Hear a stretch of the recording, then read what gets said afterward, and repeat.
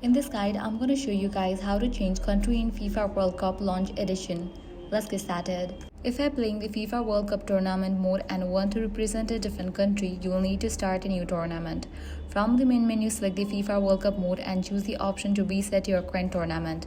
Keep in mind that this will erase your existing tournament progress, but your unlocked coins, rewards, and cosmetic items will remain on your account.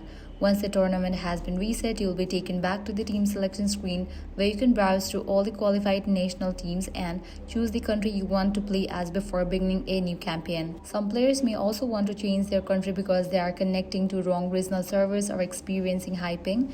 In that case, completely exit the game and sign into your Netflix account through a web browser. Check your Netflix profile settings and make sure your account information is up to date.